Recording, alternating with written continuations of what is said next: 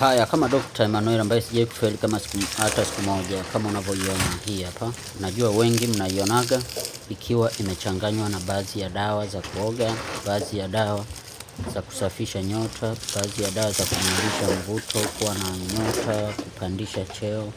Najua mnaionaga sana hii hapa. Iangalie. Wengi mnaionaga ikiwa imeshachanganywa, ikiwa imeshasagwa, ikiwa ni unga. Hamuijui ikiwa bado kabisa ipo kwenye mfumo wa madini. Ikiwa kwenye mfumo wa madini inakuwa gani hii hapa kama unavyoiona. Iangalie kwa makini sana. Hii inakuwaga mara nyingi. Usije ukafikiria kwamba sijui inatogaga wapi, sijui wapi. Hii ni asili ya madini fulani hivi. Ila haya madini yenyewe ni tiba nzuri sana kwa mvuto, kwa kusafisha, kwa sababu inatoka chini ya ardhi na huwezi kuipata juu. Sema kuna maeneo mengine ukuta yapo juu. Kuna maeneo mengine ni lazima itoke chini ya ardhi. Sasa ni hii hapa, iangalie kwa makini sana kama unavyoiona.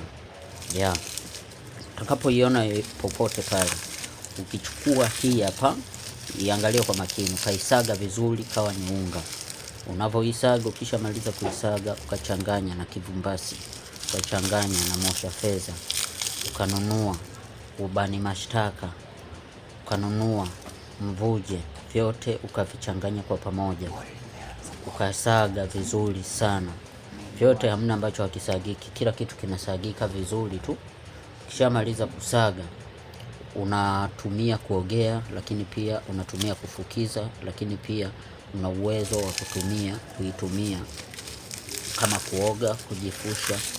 Vyote mafuta ya kuchanganyia, mgando au ya majimaji. Ni dawa nzuri sana kuondoa mikosi, nuksi. Kwa wewe ambaye mambo yako yanakuwa hayaendi vizuri, una uwezo kutumia na mambo yakaenda vizuri sana. Huu ni madini mazuri sana. Ni madini ambayo yana uwezo kukusafisha na kukuwekea mvuto mzuri, mvuto mkali sana.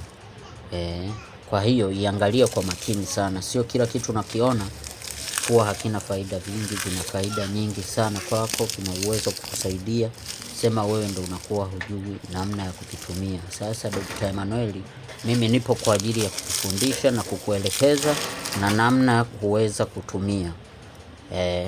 Hii najua umeiona na umeijua. Sio mara ya kwanza unaiona, na kama ndo mara ya kwanza basi ndo matumizi yake. Hakikisha una follow account hii, hakikisha una share ili kuwafundisha wengi wajue zaidi. Wewe umeijua.